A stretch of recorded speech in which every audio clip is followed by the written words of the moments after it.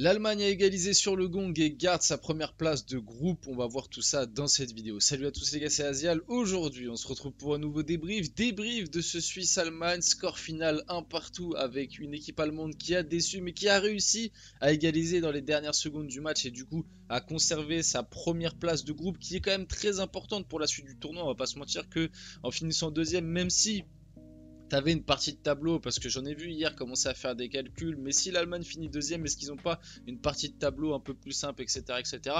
Moi, de ce que j'ai compris quand même, en finissant deuxième, certes, t'as une partie de tableau qui, sur la durée, pouvait peut-être être un peu plus simple, parce que t'esquivais le Portugal, l'Espagne et potentiellement l'Angleterre, qui risque de finir, enfin si jamais l'Angleterre finit deuxième, mais d'un autre côté, t'allais sûrement taper l'Italie dès les huitièmes et t'allais ensuite enchaîner avec la France.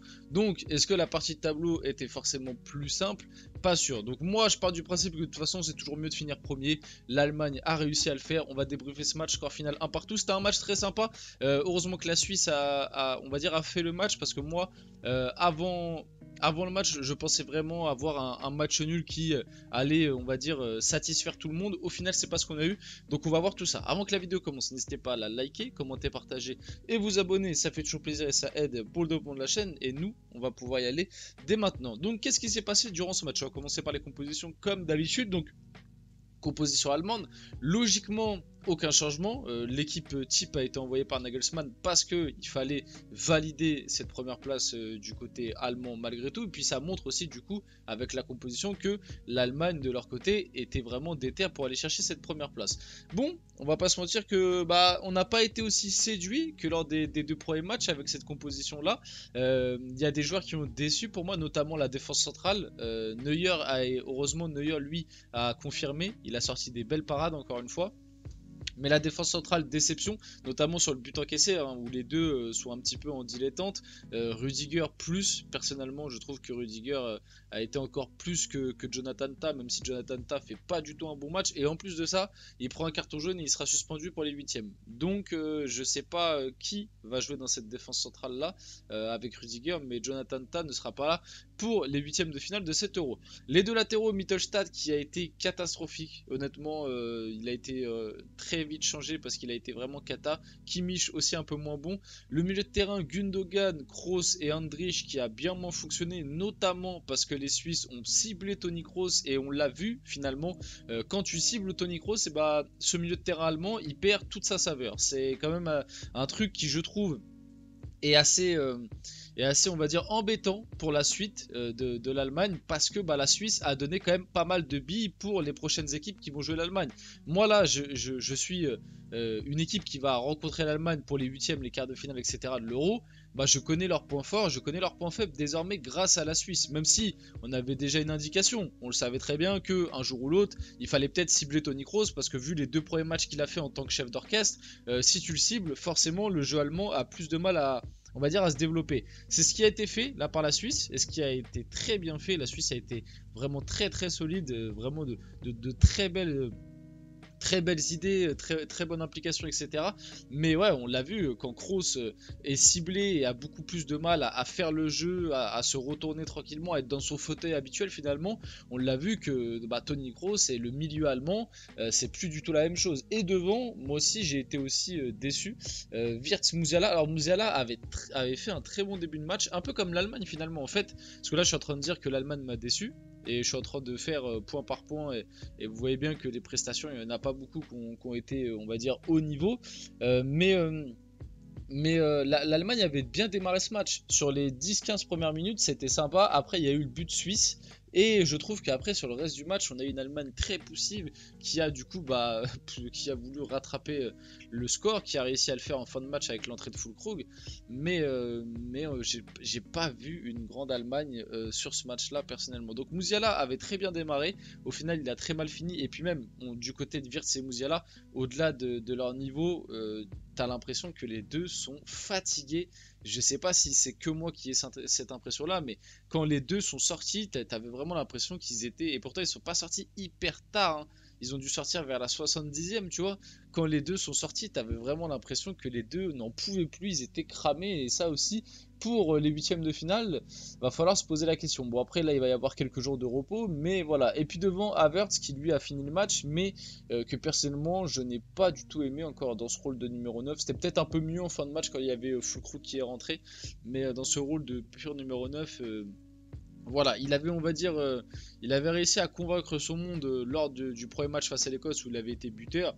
Après, sur les deux autres matchs face à la Hongrie, et là, je trouve que Havertz n'a pas du tout été pertinent dans ce rôle-là. La composition suisse avec du Yann Sommer au cage qui a fait des petites dingueries, hein, on va pas se mentir, notamment sur le but refusé de Andrich. Heureusement que c'est refusé. La défense Akanji, Char, Rodriguez. Alors bon, en réalité, c'était plus Akanji qui était dans l'axe, Char qui était à droite et Rodriguez qui était à gauche. On avait Eibischer, Widmer, Freuler, Xhaka, Fabian Reider, Endoy et Mbolo. Donc très très bonne composition. Honnêtement, Xhaka a encore fait un match. Bah, de toute façon, on le verra juste après. C'est lui qui a été élu homme du match, mais Xhaka a encore fait un match. Là où sur le deuxième, face à l'Écosse, je l'avais trouvé un peu dedans. Il avait fait un premier match stratosphérique contre la Hongrie. Et là, encore une fois, le niveau de Xhaka, c'est quand même assez impressionnant. Pour l'instant, il est en train de faire un très très gros euro, Xhaka. On a aussi eu un bon Freuler, un Endoy qui continue de très très bien prouver et montrer des choses. Endoy, c'est peut-être le Suisse qui a été le plus remuant sur les 3 matchs, en tout cas sur le côté offensif. Le joueur de Bologne, assez impressionnant. Personnellement, je ne connaissais pas du tout. Et il montre de très bonnes choses. Et il a été buteur, on verra son but d'ailleurs, juste après. Et aussi Akanji, Akanji comme d'habitude, patron. Moi, franchement, je vous dis la vérité, limite Akanji, je trouve que c'est peut-être le meilleur, en tout cas pour l'instant. On va attendre les derniers matchs de poule des autres équipes, mais pour l'instant, je pense qu'Akanji est le meilleur défenseur de ces phases de poule, ou l'un des meilleurs en tout cas. Mais moi, Akanji, le premier match de la Suisse face à la Hongrie, je l'avais trouvé mais absolument exceptionnel. D'ailleurs, il avait été élu homme du match. Je l'avais trouvé exceptionnel dans sa qualité avec ballon et même sans ballon défensivement. Je trouvais que c'était vraiment le patron de cette défense-là. Face à l'Écosse, il avait aussi été très bon. Et là, face à l'Allemagne, il fait encore un match de patron. Et c'est dommage parce que c'est un peu cruel. Parce que sur l'égalisation allemande de Füllkrug en fin de match, c'est lui qui couvre le hors-jeu. Alors bon, ça se joue à pas grand-chose, hein, ça se joue à un pied, comme d'habitude les hors-jeux de ce type. Mais c'est lui qui du coup couvre un peu le hors-jeu. Et tu vois, s'il avait fait le petit pas d'ajustement, le but en fin de match aurait été annulé et ça aurait été une prestation absolument parfaite des Suisses. Petit record, Manuel Neuer devient le gardien le plus capé de l'histoire de l'Euro, avec 18 matchs. Et pour ce record-là, honnêtement, il a été bon. C'est peut-être l'Allemand qui a le plus confirmé lors de ce match-là. Enfin, non, il y en a peut-être d'autres, mais en tout cas, Manuel Neuer a été très bon. À peine 2 minutes de jeu et Jamal Musiala nous montre déjà que le football est trop facile pour lui. J'avais mis ce screen juste pour bien vous signifier que, comme je l'ai dit un peu plus tôt, même si l'Allemagne a déçu globalement sur le match, ils avaient fait une bonne entame.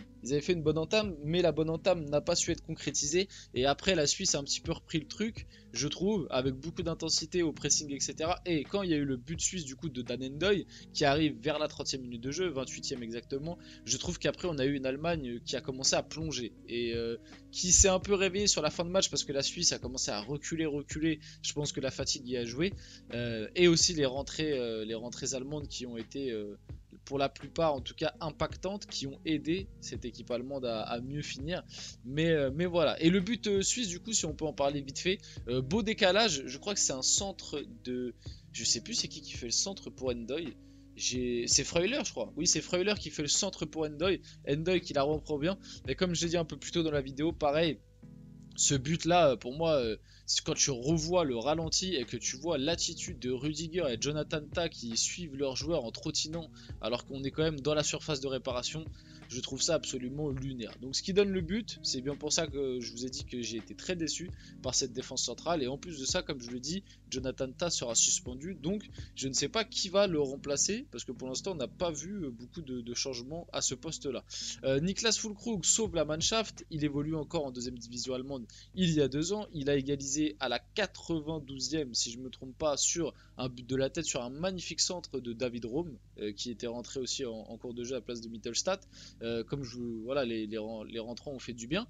Donc Füllkrug comme d'habitude, Füllkrug qui a des stats assez impressionnantes, qui avait déjà marqué lors du premier match, mais là en sélection c'est 755 minutes, 13 buts, c'est un but toutes les 58 minutes avec la sélection allemande, c'est très très fort. Et on peut se poser la question, est-ce que Füllkrug ne mérite pas un peu plus que Kai Havertz d'être titulaire pour finir l'Euro? bah, moi je trouve que y a la question commence à se poser parce que Kai Havertz déçoit personnellement.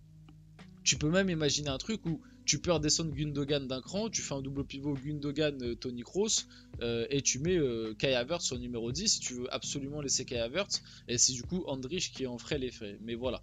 Donc officiel, l'Allemagne a eu chaud mais termine première du groupe A, du coup victoire 5-1 contre l'Écosse, 2-0 contre la Hongrie et le 1-1 contre la Suisse. Vous les mettez à quelle position dans les favoris après cette phase de poule? Et bah ce dernier match contre la Suisse m'a quand même montré pas mal de défauts de cette équipe allemande et je pense que ça a aussi montré pas mal de défauts aux autres équipes, donc je les mettrai peut-être pas aussi haut que je pouvais les mettre avant, mais je les mets toujours dans les top 3 favoris pour moi. On va finir la vidéo là-dessus, j'espère que cette vidéo vous a plu, si c'est le cas n'hésitez pas à la liker, commenter, partager et vous abonner les gars, c'était Azial, on se retrouve très rapidement pour une prochaine vidéo.